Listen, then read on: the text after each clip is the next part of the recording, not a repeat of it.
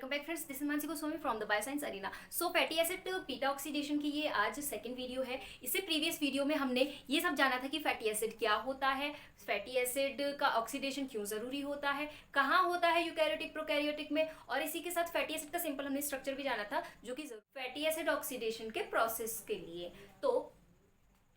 तो इस वीडियो से पहले अगर आप वो वाली वीडियो देख लेते हैं, फैटी एसिड ऑक्सीडेशन की पार्ट फर्स्ट वीडियो देख लेते हैं, तो आज की वीडियो आपको और अच्छे से क्लियर हो जाएगी।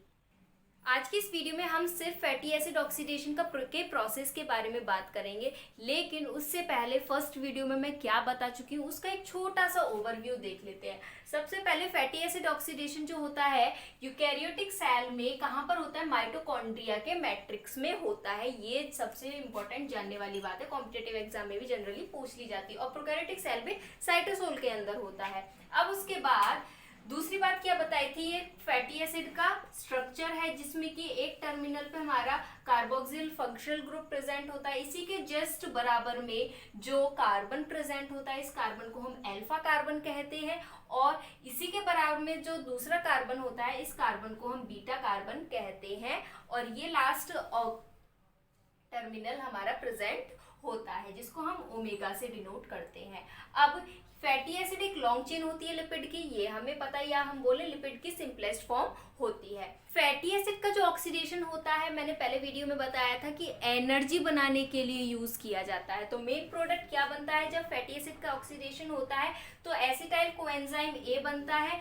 जो ये आगे ट्रांसफर होता है TCA cycle, citric acid cycle में, और FADH2 और NADH ये दोनों का भी प्रोडक्शन होता है, जो कि आगे ETC साइकिल यानी कि इलेक्ट्रॉन ट्रांसपोर्ट चेन में आगे यूज कर लिए जाते हैं। तो ये है ओवरव्यू फैटी एसिड के ऑक्सीडेशन के बाद हमें क्या मिलता है।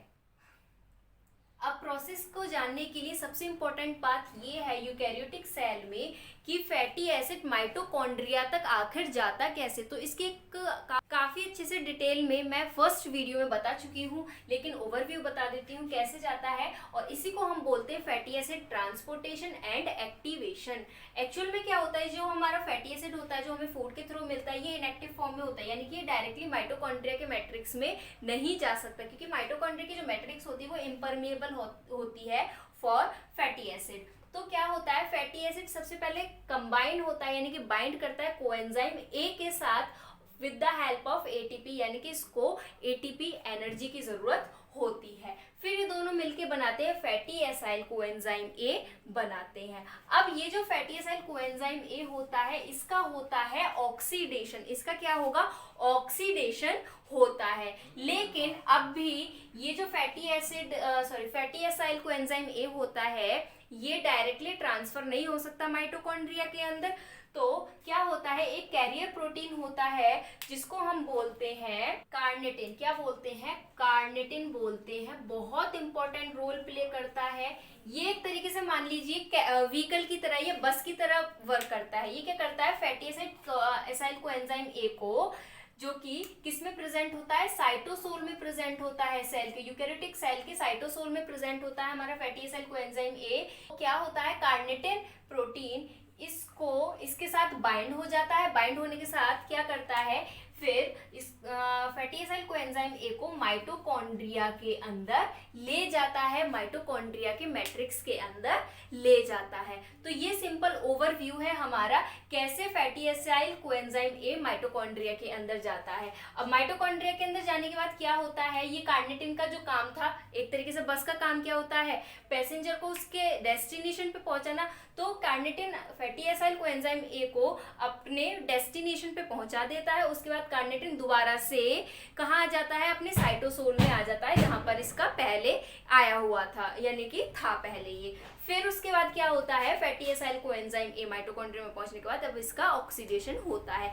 तो अब हम क्या पढ़ेंगे आज की वीडियो में कि इसका अब ऑक्सीडेशन कैसे कैसे होता है। तो वीडियो को एंड तक देखना, एंड आई होप आपको एक एक पॉइंट बहुत अच्छे से क्लियर हो जाएंगे। फैटी एसिड ऑक्सीडेशन से रिलेटेड आपको कोई भी डाउट नहीं बचेगा अगर आप दोनों वीडियोस को एक साथ देख लेते हैं तो। और कॉम्पिटिटिव एग्जाम हो या फिर आपके BSc या MSc का एग्जाम हो, उसमें भी आप काफी अच्छे से इसको लिख सकते हैं। इसी के साथ अगर आपको आज के वीडियो की नोट्स चाहिए, फैटी एसिड ऑक्सीडेशन की कंप्लीट नोट्स चाहिए, तो उस PDF की लिंक आपको मेरे डिस्क्रिप्शन बॉक्स में मिल जाएगी, और पार्ट फर्स्ट की भी वीडियो की लिंक आपको मेरे डिस्क्रिप्शन बॉक्स में मिल जाएगी। हमने ये देख लिया कि जो फैटी एसिड था वो फैटी एसाइल कोएंजाइम ए में कन्वर्ट हो गया। उसके बाद कैर्नेटिन प्रोटीन की मदद से वो माइटोकॉन्ड्रिया के मैट्रिक्स में चला गया।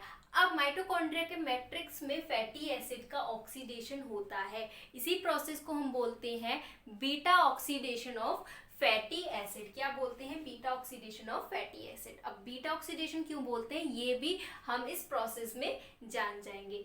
तो अब मैट्रिक्स के अंदर फैटी एसिड का जो बीटा ऑक्सीडेशन होता है वो 4 स्टेप में होता है। First one is oxidation, second one hydrolysis, third one दोबारा से ही ऑक्सीडेशन होता है और उसके बाद थायोलाइसिस होता है। तो ये स्टेप बाय स्टेप देखते हैं किस तरीके से होता है। सबसे पहले क्या है? ऑक्सीडेशन। ऑक्सीडेशन का क्या मतलब है?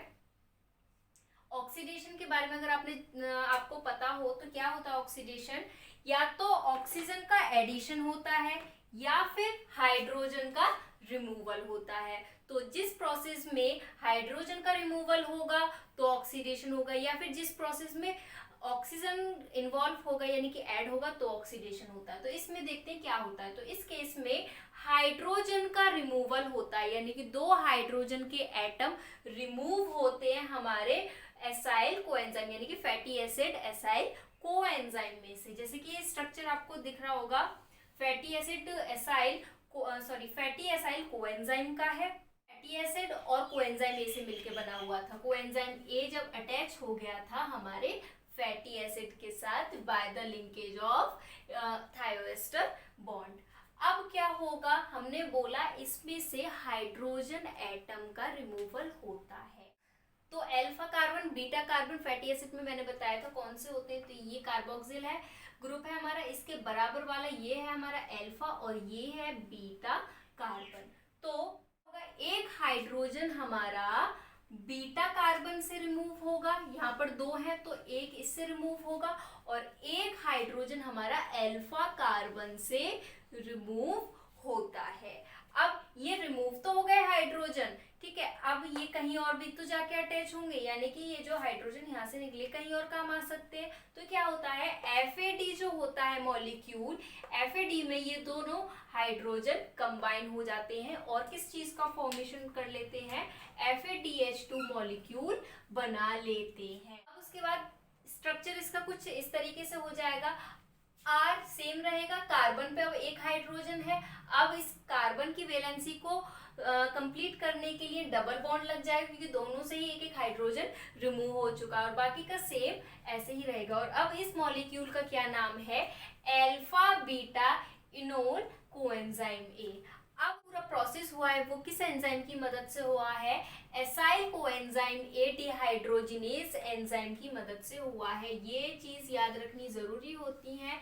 जितने भी प्रोसेस होते हैं, अगर आप कॉम्पिटिटिव एग्जाम के लिए तैयारी कर रहे हो, या गेट भी हो या गैट भी हो, GNU-C भी हो, या फिर CU-SET, काफी सारे एंट्रेंस एग्जाम है बायोटेक्नोलॉजी स्टूडेंट्स के लिए, तो हम करते हैं वो प्रोसेस पूरा लिखने के लिए तो आता नहीं है। उसमें जनरली क्या पूछा जाता है कि कितने मॉलिक्यूल का फॉर्मेशन हुआ, या तो ये पूछा जाता है किसी भी प्रोसेस में, या फिर कौन सा एंजाइम इन्वॉल्व है। तो एंजाइम याद रखने तो जरूरी होते ही होते हैं। तो एसाइल कोएंजाइम ए से alpha beta enol coenzyme A बना by the help of acyl coenzyme A dehydrogenase. जहां पर भी आपको डिहाइड्रोजिनेज वर्ड दिख जाए, डिहाइड्रोजिनेज यानी कि एंजाइम है, तो वहां पर समझ लीजिए या तो FAD का यूज हो रहा होगा, या NAD का यूज हो रहा होगा, का यूज हो रहा होगा, या NADH का यूज हो रहा होगा। तो यहाँ पर FAD से FADH2 का फॉर्मेशन हुआ है। अब उसके बाद सेकेंड स्टेप आता है हमारा हाइड्रोलाइसिस। हाइड्रोलाइसिस का क्या मतलब होता है कि एडिशन ऑफ वाटर, यानी कि H2O वाटर का एडिशन होता है किसी भी प्रोसेस में, तो उसी को हम बोलते हैं हाइड्रोलाइसिस। अब इसमें देखते हैं कैसे। हमारा ये क्या है? अल्फा बीटा इनोल कोएंजाइम ए है। अब ये चेंज हो जाएगा हमारा 3 हाइड्रोक्साइल कोएंजाइम ए में। तो इसमें क्या बोला? वाटर का एडिशन हुआ है। वाटर का एडिशन से क्या मतलब है? H2O, यानी कि H2O, 2 हाइड्रोजन के एटम और एक ऑक्सीजन का एटम, ठीक है। तो ये जो ऑक्सीजन होगा ये हमारा यहाँ पर आके बाइंड अप हुआ है। यहाँ पर एक हाइड्रोजन था तो एक और ऑक्सीजन आ गया है। अब उसका हाइड्रोजन होगा वो यहाँ पर आके बाइंड अप हो जाएगा और ये सिंगल डबल बॉन्ड से यहाँ पर सिंगल बॉन्ड हो जाएगा, तभी वैलेंसी बैलेंस होती है कार्बन की। अब उसके बाद ये भी जो प्रोसेस है ये किस एंजाइम की मदद से होता है? इनॉल कोएंजाइम ए हाइड्रेटेज एंजाइम की मदद से होता है। जहां पर भी हाइड्रेटेज एंजाइम आ जाए इसका मतलब वहां पर वाटर का एडिशन होता है। स्टेप क्या होगा? ऑक्सीडेशन। दोबारा से ऑक्सीडेशन होगा हमारा जो भी प्रोडक्ट बना है, यानी कि 3 hydro oxy acyl coenzyme A का। तो ऑक्सीडेशन से क्या मतलब बताया? हाइड्रोजन रिमूव होगा। तो इस टाइम कहाँ पर रिमूवल होगा? ये अल्फा कार्बन है और ये बीटा कार्बन है, क्योंकि यहाँ पर ये कार्बोक्सिल है। ठीक है, तो ये जो हाइड्रोजन है बीटा पर, इनका ऑक्सीडेशन होता है। इनका ऑक्सीडेशन होगा किस एंजाइम की मदद से? Hydroxyacyl coenzyme A dehydrogenase enzyme की मदद से। और क्या बनेगा? Beta ketoacyl coenzyme A का फॉर्मेशन हो जाएगा। यहाँ से ये 2 हाइड्रोजन गए हैं, तो फिर कार्बन की वैलेंसी को कंप्लीट करने के लिए यहाँ पर ऑक्सीजन के साथ डबल बॉन्ड आ गया है। ठीक है, अब जैसे मैंने बताया डिहाइड्रोजिनेज एंजाइम का नाम अगर आ जाए, या तो वहाँ पर NAD का यूज होगा या FAD का यूज होगा। तो इस बार NAD का यूज होगा और ये जो हाइड्रोजन है ये NAD यूज कर लेगा और क्या बना लेगा? NADH एनर्जी मॉलिक्यूल बना लेगा।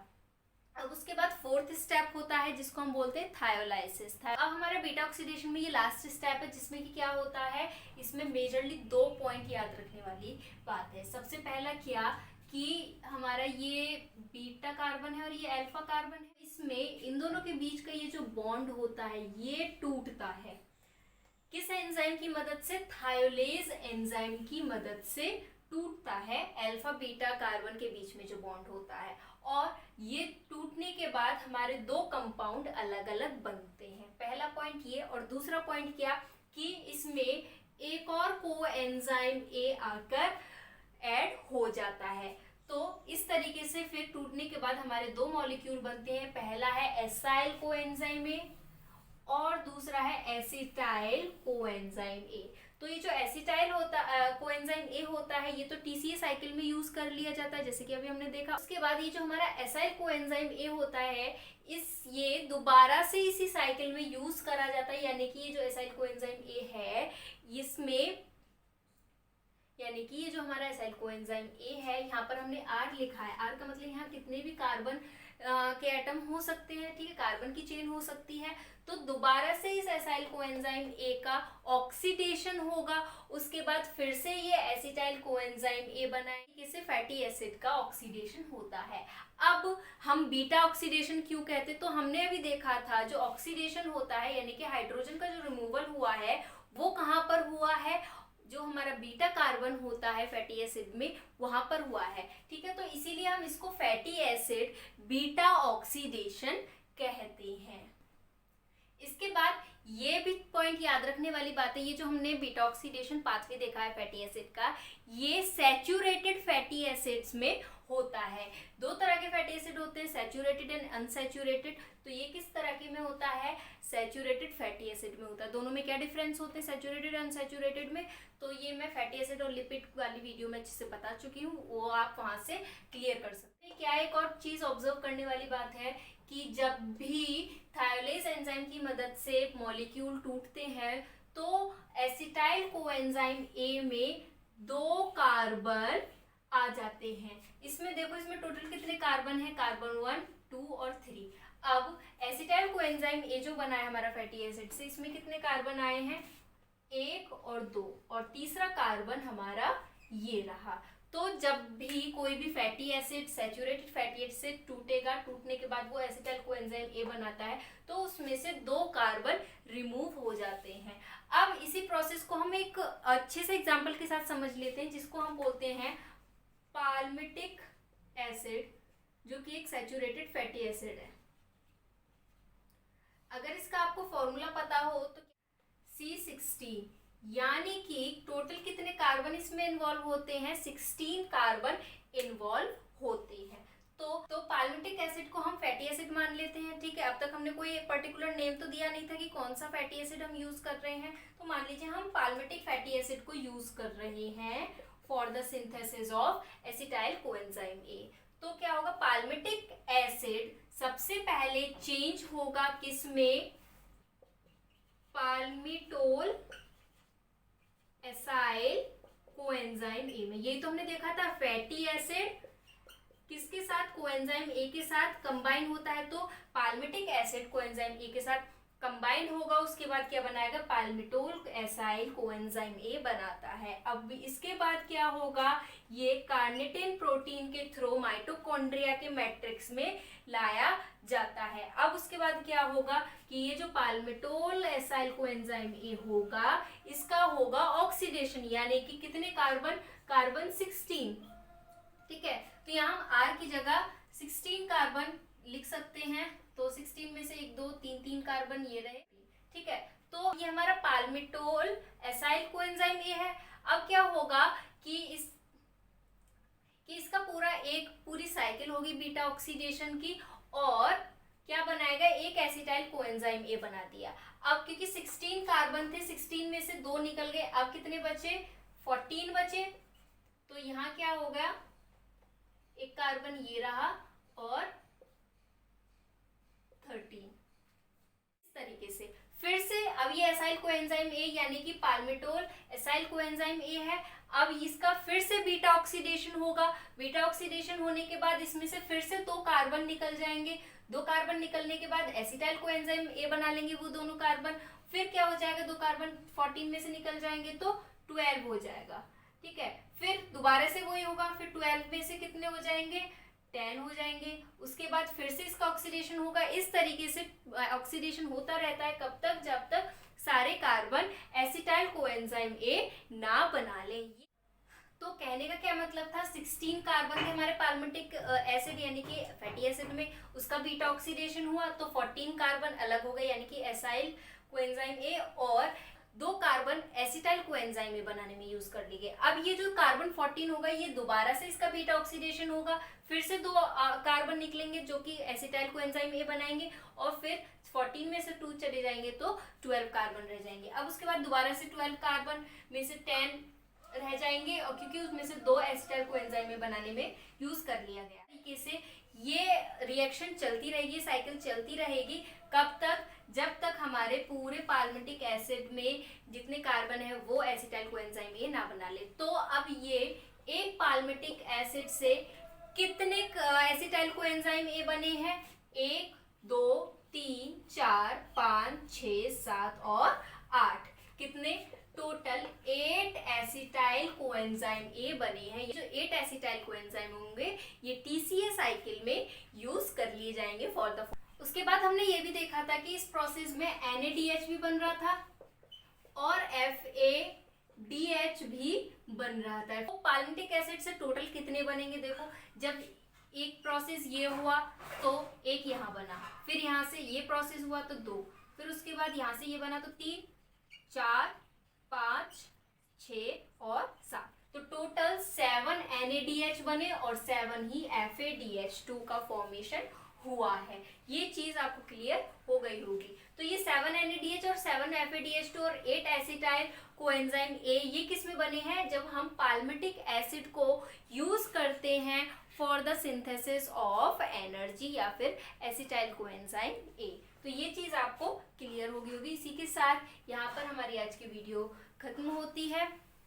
अगर आपको वीडियो पसंद आई हो तो लाइक ज़रूर करें, और अगर मेरा चैनल अब तक आपने सब्सक्राइब नहीं किया है तो प्लीज़ सब्सक्राइब करें, जिससे कि आपको बायोटेक्नोलॉजी और माइक्रोबायोलॉजी या फिर जितनी ब्रांचेस हैं बायोलॉजी और बायोटेक्नोलॉजी की, उससे रिलेटेड वीडियोस आपको टाइम टू टाइम मिलती रहे, या उससे रिलेटेड कोई भी जो इन्फॉर्मेशन होगी, अपडेट्स होंगे, वो भी आपको मिलते रहे।